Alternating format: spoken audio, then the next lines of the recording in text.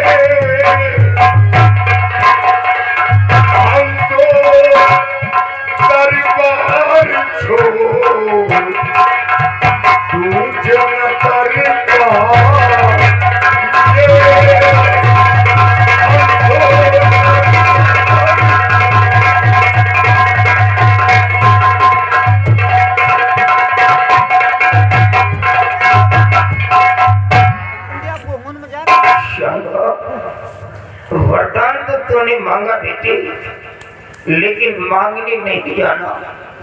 आज वरदान मांगने में तू फिसल गया बेटे।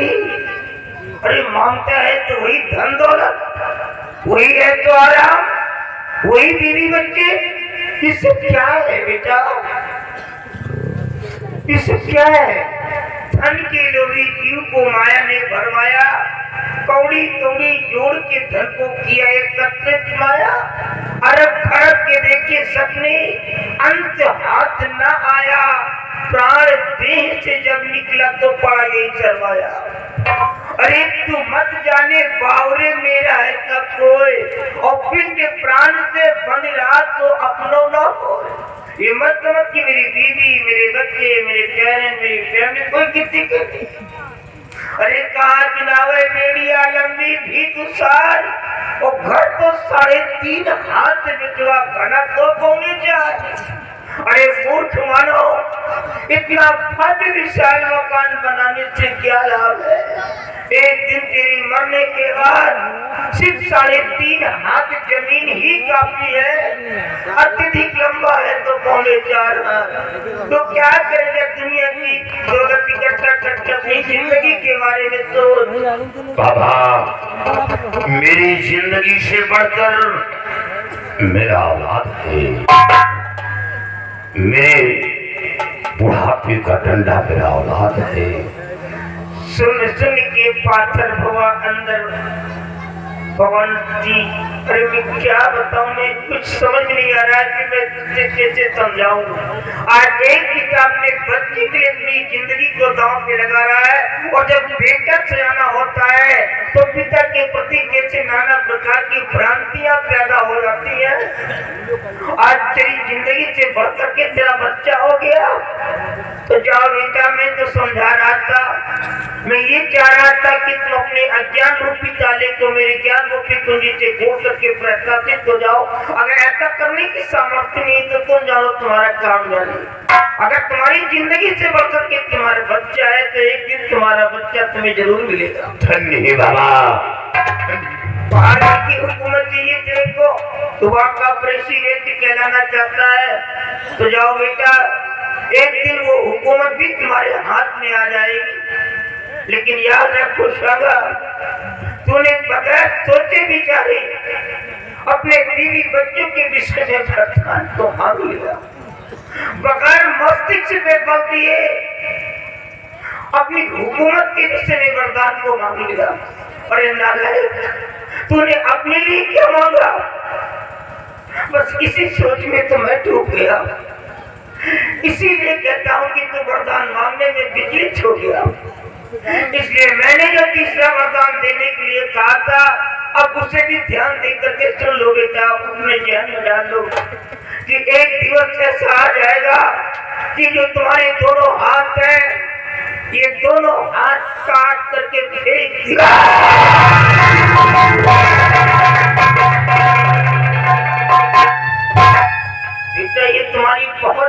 की आवाज है इस समय, लेकिन उस समय इतना भयावह दृश्य होगा कि तुम चीखते चिल्लाते रह जाओगे। लेकिन बाबा मेरे दोनों हाथ कब काटे जाएंगे? देखो बेटा, मेरा इम्तिहान मत लो।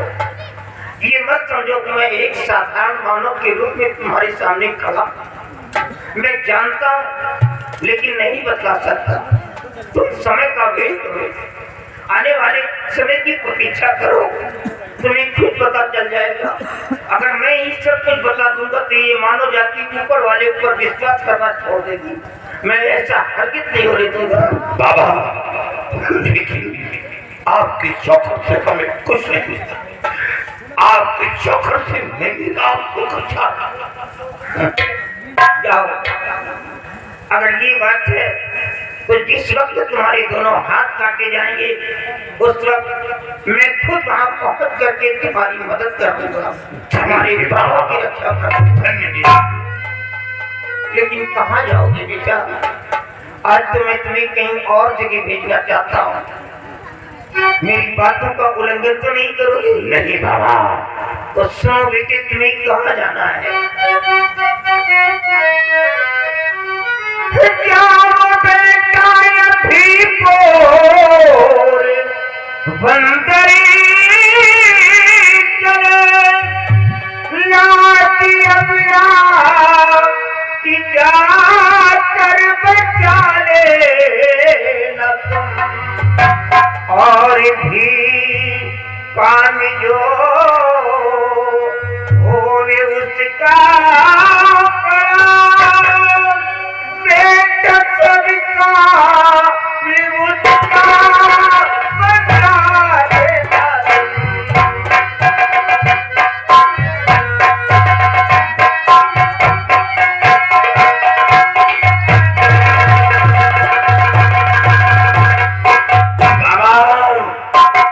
पोरबंदर के अंदर कोई अमला की लाज नहीं लूटी जाएगी। लाज लूटने वाले को इस दुनिया से मिटा दूंगा, उसका नाम निशान खत्म कर दूंगा। लेकिन हमें अफसोस है इस बात का कि कोई अमला, कोई पहल बेटी मेरे करीब आने से वो खौफ खाएगी, वो डर कर दूर भागेगी, तो मैं इसकी इज्जत की रक्षा किस तरह कर पाऊंगा? बिल्कुल सही कह रहा है बेटा। अगर तू इस काली वर्दी में तू जाएगा तो तू अपने कार्य में सफलता प्राप्त नहीं कर सकता है। इसलिए इस काली वर्दी को त्याग करके साधुओं के वेश में आ जाओ। बाबा फिर बेटे जो मैं कहूँगा बीच में तुम हस्तक्षेप नहीं करोगे। साधुओं के बीच में आकर के ढेर सी मालाएं लटका लो और मस्तक पे चंदन वगैरह लगा करके टूटी फूटी भजनों को सुनाते हुए लोगों के दिलों में ऐसी जगह बना लो कि देखने वाला मानो ये ना आभास कर सके कि ये कोई बनावटी साधु जा रहा है। बेटे जंगल नहीं होता तो मोर कहाँ छिपते, और साधु नहीं होते विधवा तो चोर कहाँ छिपते। अगर इस तरीके से जाओगे तो विद्या की इज्जत तो बचा सकोगे। और वैसे भी मेरा आशीर्वाद है, तुझे कुछ नहीं होगा, तुम निश्चिंत होकर के जाओ। ठीक है बाबा, मैं अपना भेष योगी का बनाकर पोरबंदर के लिए प्रस्थान कर रहा हूँ। कोने कोने में अलग चलाऊंगा और खोज निकालूंगा कि वो कौन मर्दूद है जो बहन बेटी की इज्जत को लूटता है। साथियों चलो मेरे साथ।